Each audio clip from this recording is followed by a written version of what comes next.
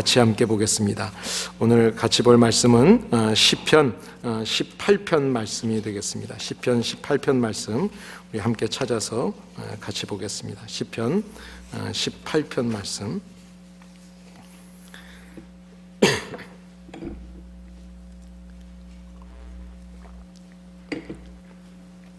찾으셨으면 우리 같이 한 음성으로 봉독합니다. 시작. 나의 힘이 되신 여호와여, 내가 주를 사랑하나이다. 여호와는 나의 반석이시요 나의 요새시요 나를 건지시는 자시요 나의 하나님이시요 내가 그 안에 피할 바위시요 나의 방패시요 나의 구원의 뿌리시요 나의 산성이시로다.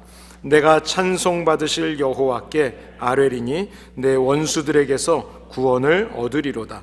사망의 줄이 나를 얽고 불의의 창수가 나를 두렵게 하였으며 스올의 줄이 나를 두르고 사망의 올무가 내게 이르렀도다. 내가 환난 중에서 여호와께 아뢰며 나의 하나님께 부르짖었더니 그가 그의 성전에서 내 소리를 들으시며 그의 앞에서 나의 부르짖음이 그의 귀에 들렸도다. 아멘. 오늘은 우리가 매해마다 한 번씩 꼭 지키는 성탄주일입니다. 성탄주일은 예수님이 우리에게 참된 기쁨과 평안을 주시기 위해서 이 땅에 오신 그날을 우리가 기뻐하고 또 감사하면서 성탄의 풍성한 은혜가 우리 안에 있기를 소원하고 있습니다. 저와 여러분들에게 오늘 이 은혜가 풍성하게 되시기를 예수님의 이름으로 축복합니다. 또 오늘은 특별히 송년주일이기도 하죠. 마지막 주일입니다. 이 주일을 통해서 여러분이 남은 한 주간 정말 하나님이 허락하셨던 2016년도를 잘 마무리할 수 있는 그런 시간이 될 수 있기를 바랍니다. 성탄절의 주인공은 누구일까요? 성탄절의 주인공은 예수님이십니다. 하나님의 아들이 인간의 몸으로 직접 세상에 내려오셔서 인간을 구원해 주시고 또 우리와 함께 해주신 놀라운 사건, 그 주인공이 바로 예수님이십니다. 그런데 요즘에 우리가 크리스마스, 성탄절을 이렇게 생각하면 진짜 주인공은 예수님인데 예수님의 모습이 많이 사라진 것을 보게 됩니다. 올해 성탄절 오늘이 25일이죠. 그리고 주일이죠. 몇 해 전에 똑같은 날이 있었습니다. 2011년도에 크리스마스가 성탄주일 25일이었습니다. 그때 일반적인 여기 세상의 뉴스로 보도되었던 내용 중에 하나가 뭔가 하면 성탄절 연휴가 되면 사람들이 여행을 많이 간다는 거죠. 근데 주일이 꼈어요. 그 성탄절 연휴에 여행을 가는 사람들이 너무 많다 보니까 교회에서 섬기시는 분들, 뭐 찬양을 하신다든지 또 음식으로 안내로 여러 모양으로 섬기셔야 되는 분들이 사람이 너무 부족하다는 거예요. 그래서 성탄 주일날 예배를 안 드리기로 한 대형 교회들, 미국의 많은 교회들이 있다. 그것이 신문에 뉴스로 보도가 됐었습니다. 성탄절 그러면 찬양을 받으시고 영광을 받으셔야 되는 그 주님의 날인데 그 주님의 날에 예수님께 예배 드려야 되는 날에 교회에 예배가 없다. 그 이야기를 세상 사람들이 보면서 그것이 참 희한한 일이다. 그렇게 이야기를 하게 됐습니다. 황당한 일이라는 거죠. 여러분, 우리가 흔히 하는 말 중에 있을 때 잘하라 라는 말이 있습니다. 있을 때 잘해. 그런 이야기 우리가 종종 하죠. 귀한 줄 모르고 그냥 지나가다 나중에 후회하게 된다 하는 그런 뜻이 그 안에 담겨 있는 거죠. 우리는 우리를 하나님의 자녀로 삼아주시기 위해서 하나님께서 독생자를 보내주셨다는 것을 알고 있는 사람입니다. 그래서 그 주님을 통해서 우리가 하나님의 자녀로 회복이 되었습니다. 우리가 예수님을 통해서 하나님의 자녀가 되었다, 하나님의 자녀가 됐다는 그 이야기는 스페셜한 아주 특별한 권리를 우리에게 주셨다는 이야기입니다. 세상 사람들은 하나님을 잘 알지 몰라요. 그러니까 하나님을 알지 못하기 때문에 하나님의 자녀의 특권, 그러면 그 특권에 대해서도 알 수가 없습니다. 그런데 우리가 교회 와서 하나님을 만나고 하나님을 아는 사람들은 하나님의 자녀가 되었기 때문에 우리가 하나님의 특권, 하나님의 자녀의 특권이라는 것을 우리는 이미 알아야 되는 사람입니다. 그런데 그 하나님께서 우리를 구원해 주시기 위해서 예수 그리스도까지 보내어 주셔서 하나님의 자녀가 된 그 특권에 대해서, 그것이 얼마나 큰 특권인지, 하나님이 독생자를 이 땅에 보내주시고 예수님이 십자가에서 죽으셨다는 것이 얼마나 큰 사랑을 입은 것인지 그것을 실감하지 못하고 세상 사람들처럼 성탄절의 크리스마스에 세상 사람들과 똑같이 살아가는 모습을 보게 됩니다. 우리 여기 박스가 있는데 성탄절이 되면 다 누가 뭘 기다리죠? 성탄절의 선물을 기다리죠. 주님보다 오히려 선물과 다른 것들을 기대하는 사람들이 많이 있습니다. 그러다 보니까 세상의 사람들이 하나님의 자녀가 되었다는 그 사실보다 오히려 이 세상에서 권력이 있고 지위가 있고 명예가 있고 부가 있는 사람들, 그 사람들을 더 좋아하고 그 사람들의 내가 대통령의 친구다, 잘 아는 사람이다, 이런 것에 더 관심을 갖고 있는 것을 보게 됩니다. 한 예가 지금 한국의 우리 정치적인 상황이 그렇게 돼가고 있죠. 세상의 권력과 명예와 물질에 비굴해져서 불의와 타협하고 하나님의 자녀답게 살아야 되는 그 특권을 쉽게 망각해버리는 모습을 우리가 우리의 주변에서 쉽게 발견할 수가 있습니다. 이것은 왜 그럴까요? 우리가 교회를 다닌다고 하면서도 교회에 와서 교회의 주인 되시는 하나님, 우리의 죄를 사해 주시기 위해서 독생자까지 내어주셨고 주님이 우리를 위해서 십자가에서 죽으셨다는 그 사실에 대해서 별로 관심이 없어요. 그리고 그것에 대해서 들어서 알고 있으면서도 그 주님의 사랑을 전하면서 살려고 하는 마음이 없는 것입니다. 우리가 가장 중요한 것, 교회 안에 들어오면 가장 먼저 관심을 가져야 되는 것이 무엇인가 하면 바로 하나님, 예수님입니다. 바로 성탄절, 우리 주님이 왜 오셨는지를 우리가 알아야 되는 겁니다.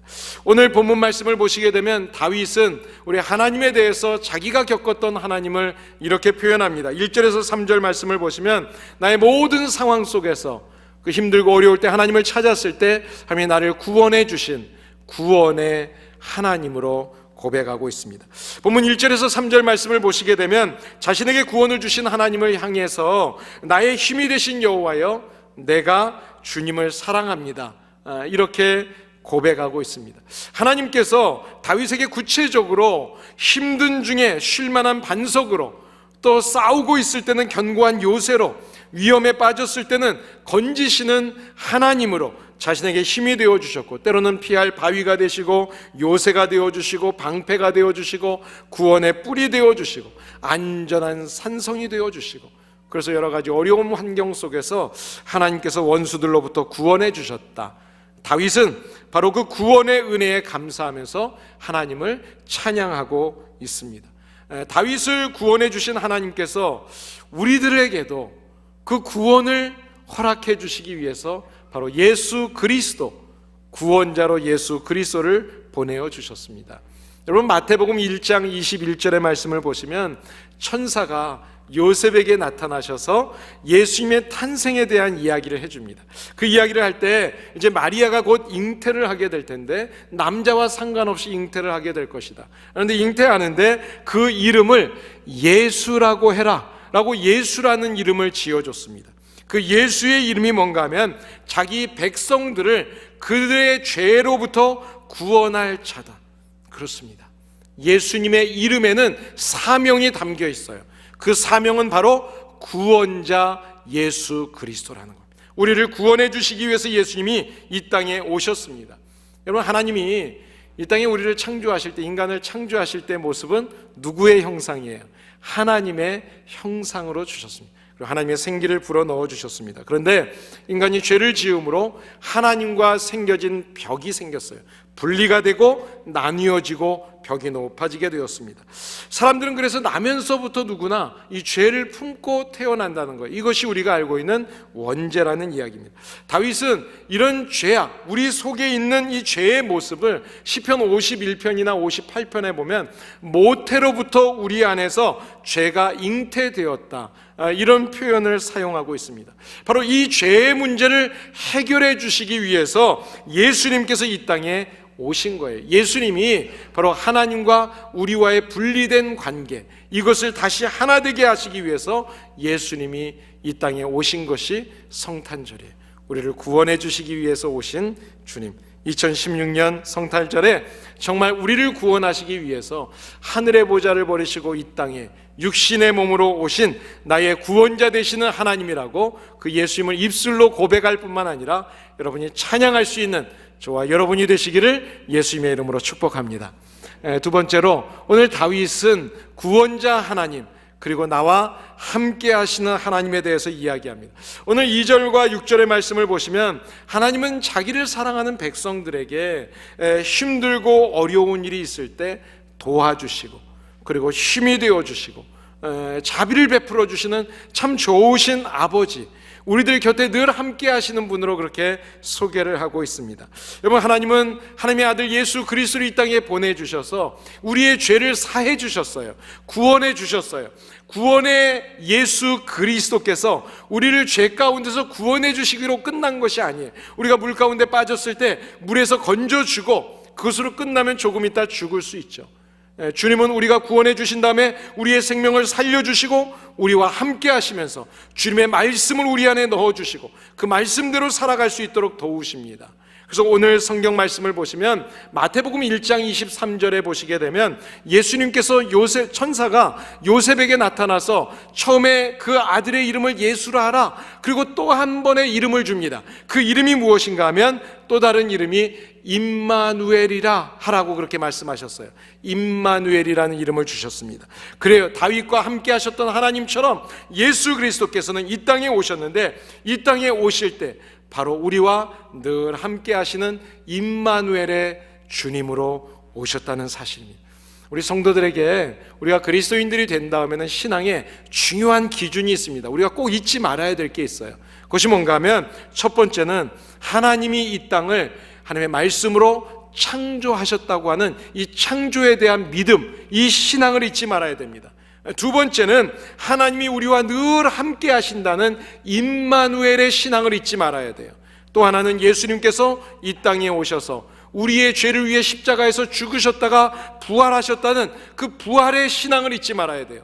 또 하나는 그 주님께서 다시 이 땅에 오시는 재림 구세주로 오신다는 것을 우리가 잊지 말아야 됩니다. 이 네 가지 신앙이 우리 안에 반드시 있어야 돼요. 그런데 바로 임마누엘이라고 하는 것은 다른 것이 아니라 우리가 지금 살아가고 있는 우리의 삶 속에서 지금 현재 우리와 함께 하시는 현재 존재에 대한 그런 믿음입니다. 여러분, 하나님이 저와 여러분과 함께 하시는 것을 믿으십니까? 임마누엘의 하나님이 2016년도에도 여러분과 함께 하신 것처럼 2017년에도 저와 여러분의 가정과 삶과 우리의 신앙 가운데 늘 함께 하실 것을 예수님의 이름으로 축복합니다. 성탄이라고 하는 것은 바로 하나님께서 아들을 보내주시고 그 예수님이 이 땅에 육신의 몸으로 오셔서 우리와 함께 해주신 임마누엘의 사건입니다. 그러니까 이것을 다른 말로 좀 쉽게 표현하면 하나님이 이 땅에 죽기 위해서 오셨고 우리와 함께 해주시는 하나님이시기 때문에 이 성탄은 사실은 그냥 사랑이 아니라 희생적인 사랑이에요. 삶을 드리는, 삶을 주시는, 그것을 통해서 바로 하나님과 우리 사이에 있었던 그 분리되었던 것을 다시 하나 되게 하시는, 하나님은 바로 저와 여러분들이 하나가 되기를 원하십니다. 하나님과 우리가 다시 하나가 되고 또 우리 가족들이 하나가 되고 성도들이 하나가 되고, 하나님은 그 연합을 위해서 예수 그리스도를 보내주셨어요.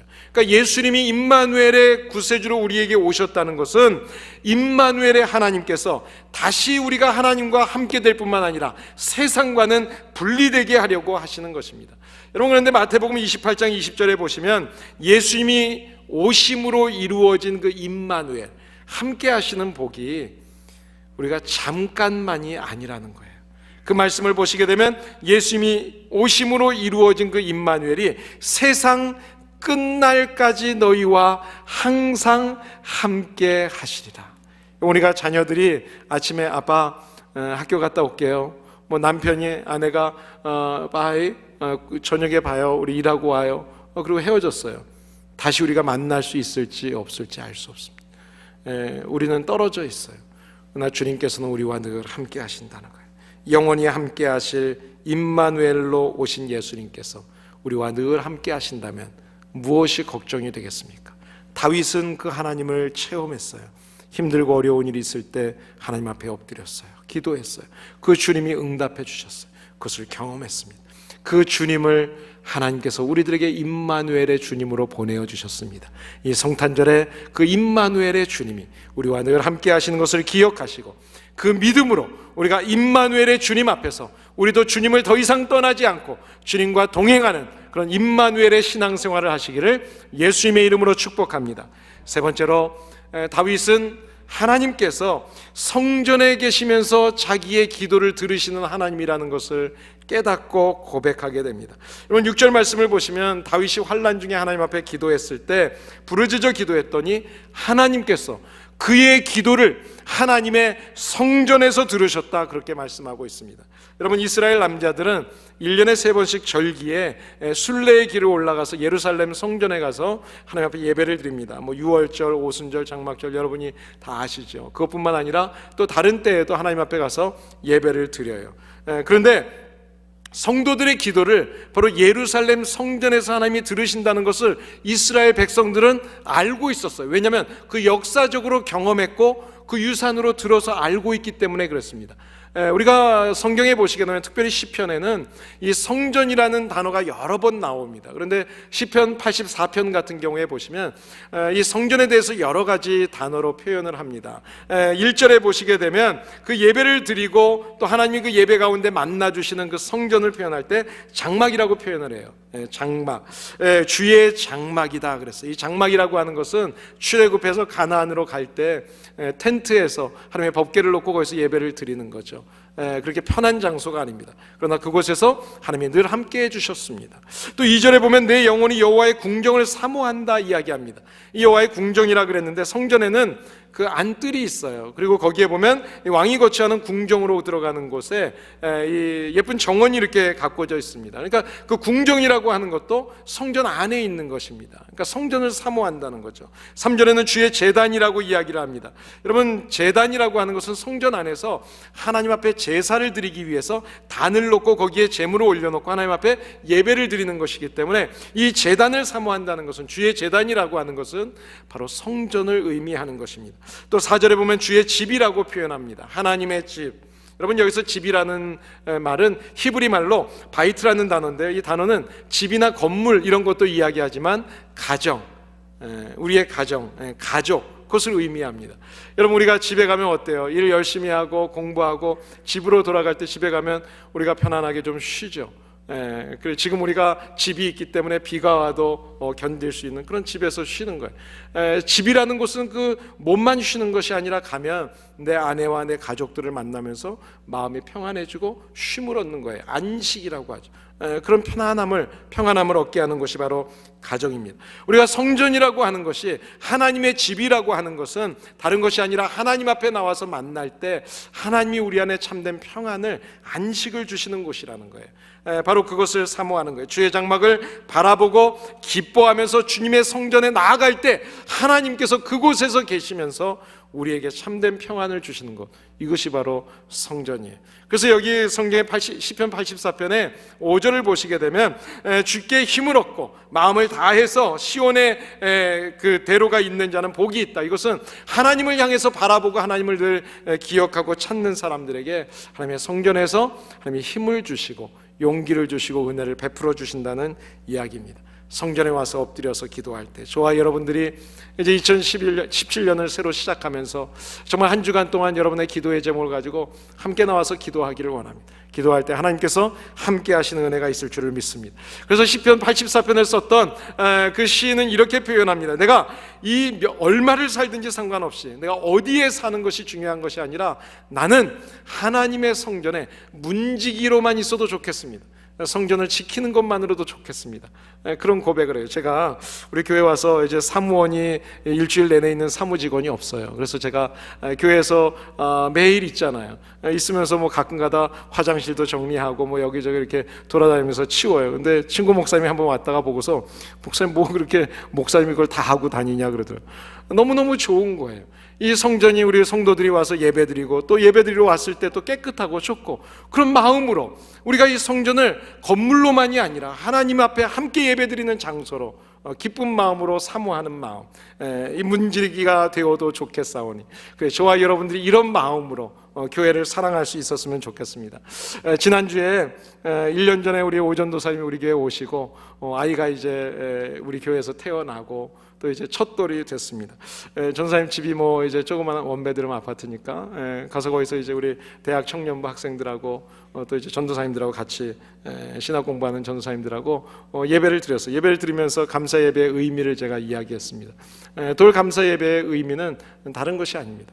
바로 하나님께서 우리 가정을 축복하셔서 자녀를 주셨어요. 그럼 그 자녀를 통해서 우리가 하나님 앞에 하나님이 내게 주셨습니다. 선물로 기업으로 주셨기 때문에 하나님 감사합니다. 1년 동안 저에게 잘 키울 수 있도록 경제적으로도 또 사랑의 마음도 허락해 주셔서 감사합니다. 한 해 동안 아이를 잘 키울 수 있는 환경 주시고 돌봐주신 하나님 앞에 감사하는 거예요. 또 한 가지 감사는 다른 것이 아니라 바로 하나님의 기업으로 선물로 우리에게 맡겨주셨기 때문에 내 것이 아니에요. 내 아이가 아니에요. 그러니까 그 아이를 하나님의 말씀대로 잘 양육하겠습니다. 결심하는 거예요. 결심하는 거예요. 세 번째는 우리 부모님이 나를 그렇게 키우셨어요. 1년 동안 얼마나 정성을 다해서 키웁니까? 그것처럼 바로 부모님이 나를 그렇게 키웠다는 거죠. 그 부모의 마음에 감사하는 의미가 있는 것입니다. 사람이 태어나서 부모의 사랑을 받으면서 자라는데 근데 그 사랑을 깨닫는 게 오래 걸리죠.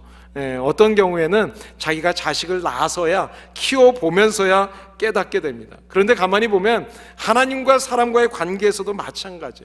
우리가 하나님과의 사랑의 관계를 가만히 보게 되면 우리가 하나님 앞에서 정말 받은 은혜가 너무 큰데 그 구원의 은혜, 그 특권에 대해서는 너무 쉽게 생각하는 모습들을 보게 됩니다.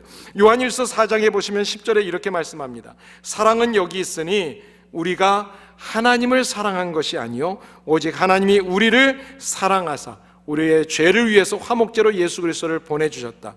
이어지는 19절에 보면 우리가 사랑함은 그가 먼저 우리를 사랑하셨습니다. 여러분, 우리가 어떤 분들은 보면 교회 와서 내가 교회에 왔다, 내가 왔다고 생각을 해요. 내가 예배한다, 그런 생각을 많이 해요.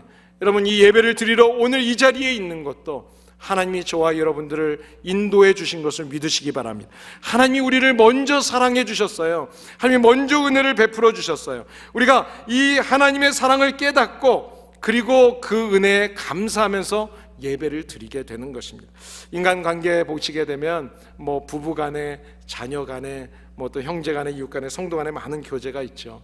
근데 이 많은 관계 속에서 가만히 보게 되면 우리가 상대방의 요구는 많이 하는데 요구하는 것에 대해서 별로 갚으려고는 하지 않는 것 같아요. 자식들도 엄마 뭐 해줘, 뭐 해줘, 아빠 뭐 해줘 해놓고 자기들이 부모가 되면 또 자기 자식 챙기느라고 부모는 잘 거들떠도 안 보는 것 같아요. 그뿐이겠어요? 부부간에도 서로 연애할 때도 나 챙겨달라고, 그래서 그거 안 해주면 그냥 토라지고 뭐 삐지고 그러잖아요. 우리가 하나님과의 관계에서도 보게 되면 예수님을 이 땅에 보내주신 하나님의 그 크신 사랑을 받았고 하나님의 자녀의 특권을 누렸음에도 불구하고 우리는 너무 쉽게 하나님을 떠나고 그 주님의 십자가의 사랑을 배신하는 행동을 너무나 순간순간 많이 합니다. 세상의 유혹 앞에 쉽게 넘어지고 주님보다 세상을 사랑하는 모습들을 얼마나 많이 보게 됩니까? 그런데 다윗을 보게 되면 하나님이 나를 사랑하셔서 나와 함께 해주시고 내가 어려운 일이 있을 때마다 하나님 앞에 도움을 구하면 힘이 되어주셨던 그 하나님을 마음속에 깊이 기억했습니다. 나를 사랑하시는 하나님, 그 하나님 앞에 하나님, 저도 하나님을 누구보다 사랑하겠습니다. 누구보다 사랑하겠습니다. 그 믿음의 고백을 드리고 있는 것입니다. 여러분, 나를 사랑하셔서 독생자를 보내어주신 이 성탄절, 이 성탄절은 아기 예수님을 그 오심을 우리가 축하하고 기뻐하는 것으로 끝나는 것이 아니라 그냥 경배하는 것으로 끝나는 것이 아니라 이제 다시 이 땅에 재림하실 그 예수 그리스도 주님이 약속하셨기 때문에 그 다시 오실 주님께서 그때까지 너희는 삶을 통해서 하나님 앞에 예배드리고 우리의 모습을 통해서 믿지 않는 영혼들을 구원하라고 하신 그 약속의 말씀을 믿고 우리가 어떤 자세로 어떤 마음으로 살아야 될지를 우리가 결심하고 점검하는 때, 바로 그때가 오늘 성탄절이라고 생각합니다.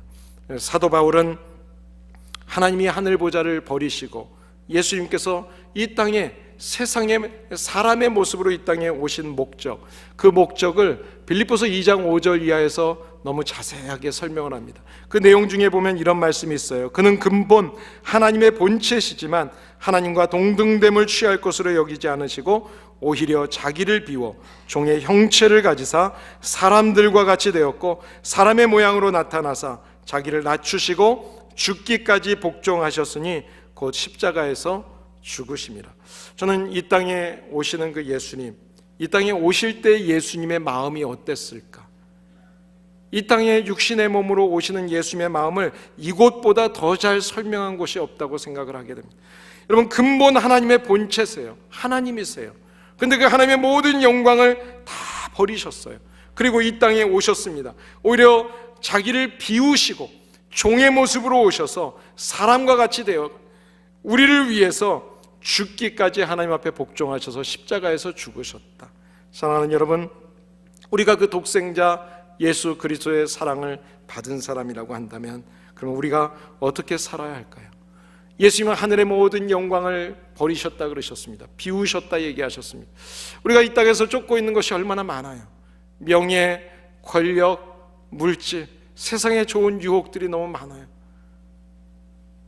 그런 모든 유혹들, 그런 마음, 그 유혹들을 향한 마음들을 다 이제는 예수님 앞에서 비우고 이제 주님의 마음을 우리 안에 품을 수 있었으면 좋겠습니다.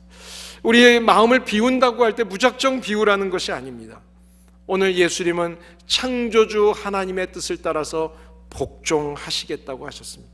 하나님의 뜻을 따라서 순종하기 위해서 비우는 거예요. 종의 형체로 나를 끝까지 낮게 죽기까지 순종하시면 하나님께서는 저와 여러분들을 높여주실 것입니다. 겸손한 사람을 하나님은 높여주세요. 여러분이 더 낮아지시고 더 낮아지시면 하나님께서는 온 우주 위에 우리를 높이 세우시겠다고 약속하셨습니다. 마태복음 22장 37절에 보시면 우리가 독생자를 보내주시는 사랑을 받았다면 어떻게 살아야 할까? 이렇게 말씀합니다. 내 마음을 다하고 목숨을 다하고 뜻을 다하여 주 너의 하나님을 사랑하라. 오늘 다윗은 하나님의 은혜를 경험했습니다. 그 은혜를 경험하고 나니까 하나님을 저도 사랑하겠습니다. 그 하나님을 사랑하겠다는 이 고백은 다른 것이 아니라 하나님의 말씀대로 살겠다고 하는 거예요. 하나님의 말씀대로 살겠습니다.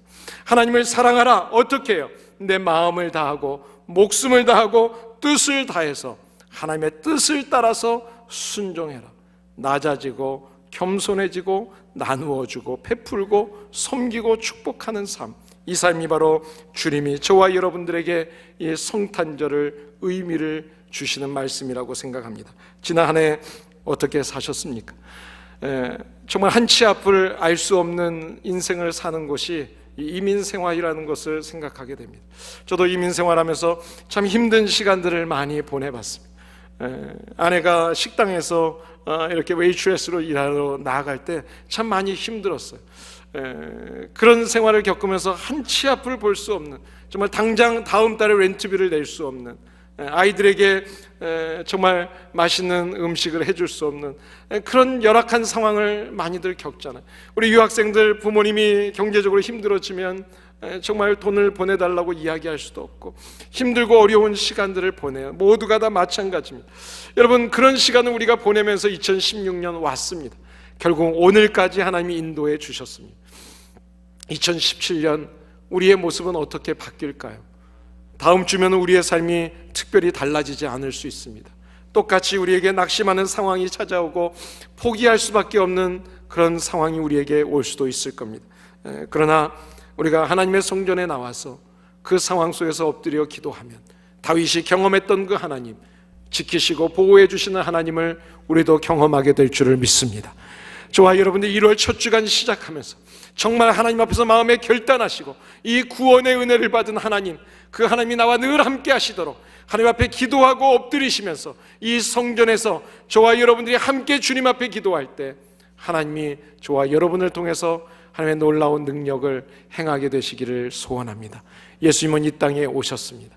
오셔서 저와 여러분들에게 분명히 말씀하셨습니다. 내가 이 땅에 교회를 세운다. 그 교회는 만민이 기도하는 집이다 말씀하셨어요.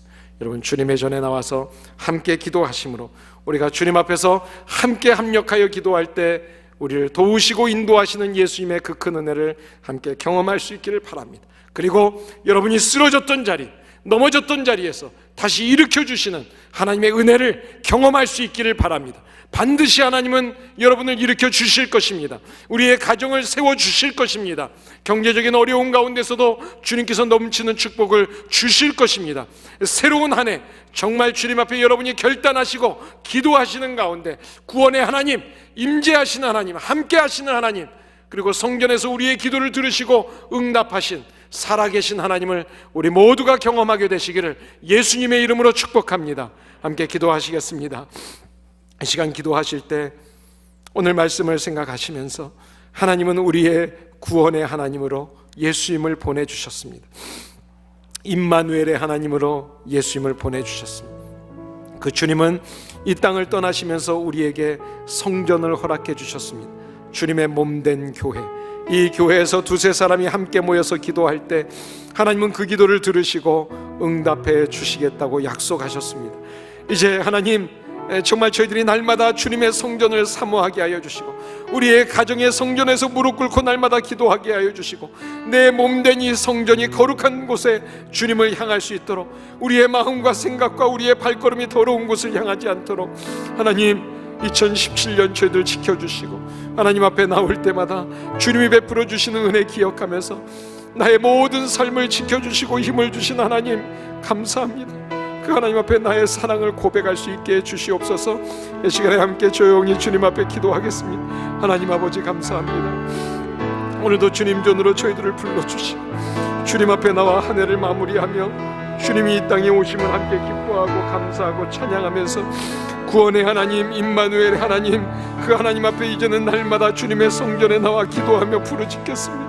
마음으로 결심하게 하여 주신 하나님 감사합니다. 예수 그리스도, 우리의 구원자 되시는 예수 그리스도, 우리와 늘 동행하시는 임마누엘의 주님 하나님, 이 교회를 직접 세워주시고 이 교회 안에서 함께 기도하는 무리들을 함께 축복해 주시고 그 기도의 열매들을 허락해 주시는 하나님, 2016년도 힘들고 어려운 시간을 왔지만 하나님이 동행해 주셨고 하나님이 기도 가운데 응답해 주셔서 우리의 믿음이 나고자가 되지 않고 주님 앞에 오늘도 서게 하여 주심을 감사합니다. 하나님, 2017년 저들에게 생명을 주시옵소서, 건강을 주시옵소서, 하나님 믿음을 더하여 주시옵소서.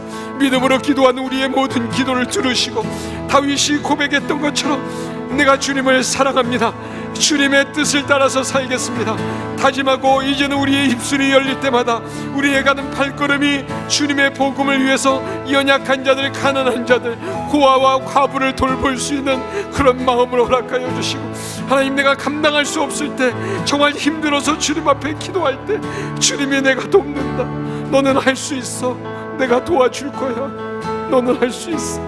주님의 음성 듣게 하여 주시고 경험케 하여 주셔서 살아계신 하나님, 떠나지 않고 나뉘어지지 않고 늘 주님과 함께하는 삶을 살게 도와 주시옵소서. 주님 감사합니다. 예수님의 이름으로 기도합니다. 우리 나의 힘이 되신 여호와, 우리 다 같이 일어나셔서 가사를 생각하시면서 주님 앞에 믿음으로 고백하겠습니다. 나의 힘이 되신 여호와여, 내가 주님을 사랑합니다. 주는 나의 반석이시며 나의 요새시라. 주님 감사합니다. 주는 나를 건지시는 나의 주, 나의 하나님, 나의 피할 바위시요 나의 방패시라. 나의 하나님,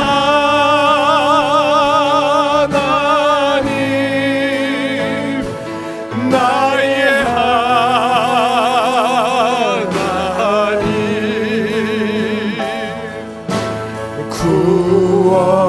뿌리시오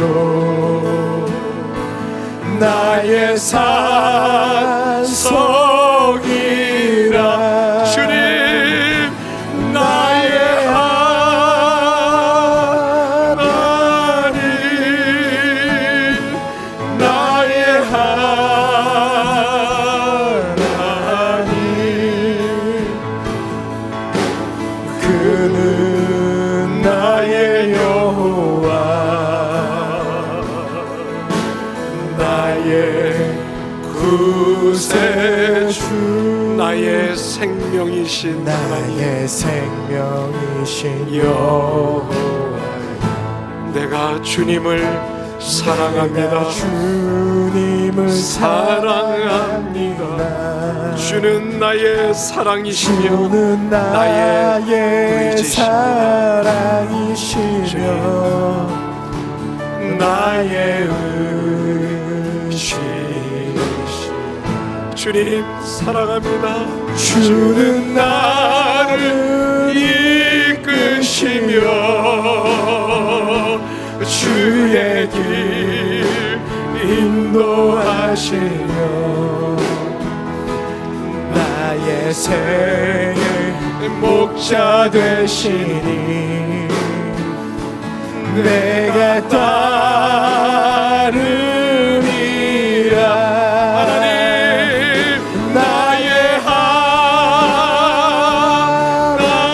하나님 나의 하나님 생명의 면류관으로 생명의 면류관으로 주님 내게 씌우소서 나의 하나님 나의 하나님 그는 나의 여호와 나의 구세 나의 하나님 나의 하나님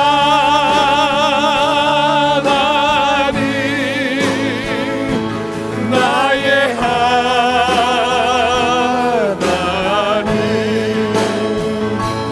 그는 나의 구원자 나의 여호와